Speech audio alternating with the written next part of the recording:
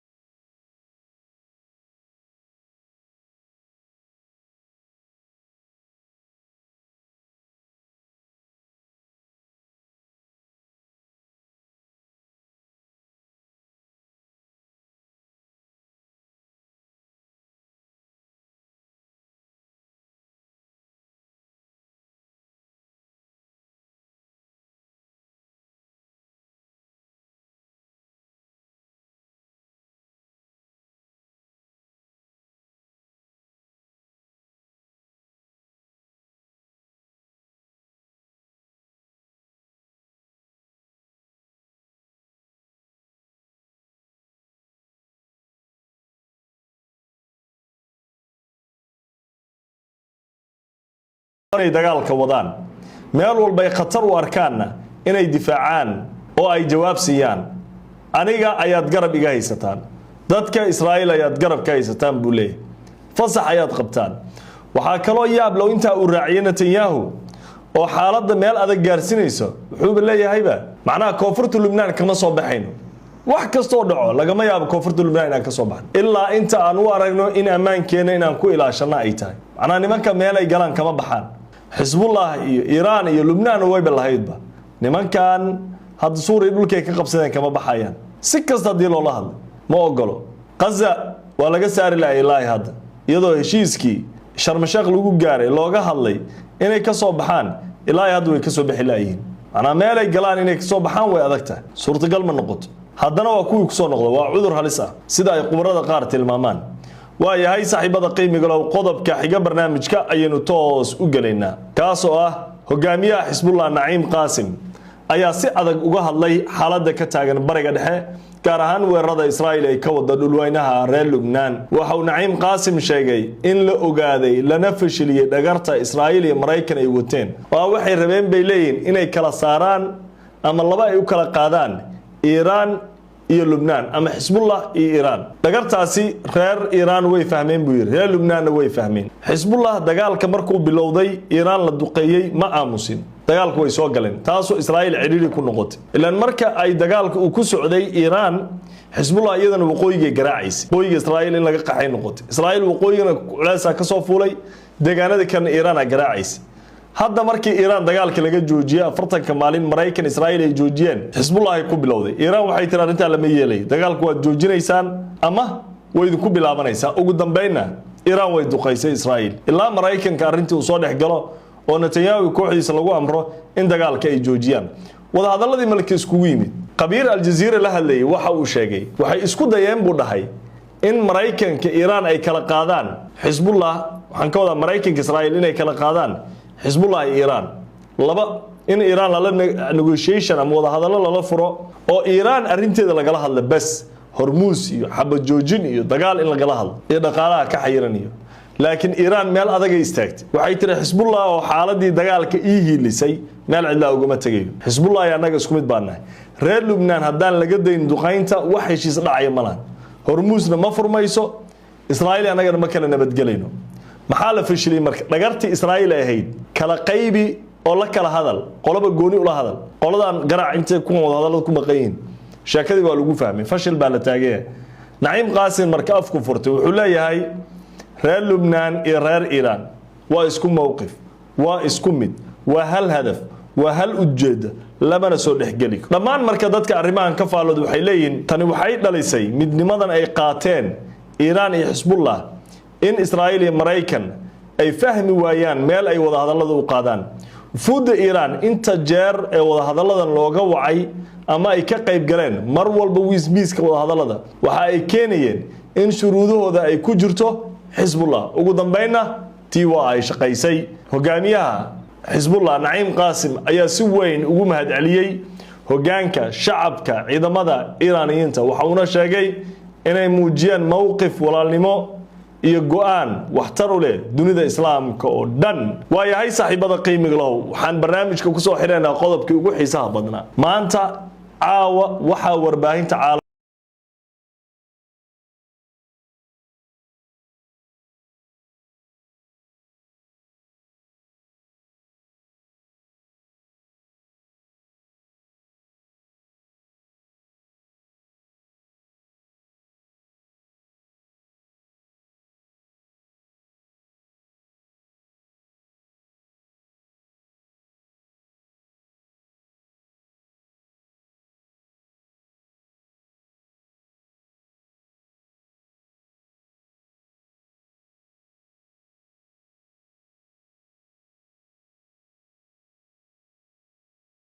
dhaqankooda akhlaaqdooda ayuu aad ula cajibay waan kula wadaagi doonaa waliba hadal yaab loo isticmaal waxaad ii soo jiitay oo qalbigaygu u dagay buu yiri sida ay muslimiinta u aaminsan yihiin ugu weyn tahay qalbigooda wax walbana uga hormarinayaan Allah iyo rasuulkiisa nabi Muhammad alayhi salatu wasalaam sida loo jecel yahay oo aan looga ciyaarayn looga kaftamayn jacaylka suubanaha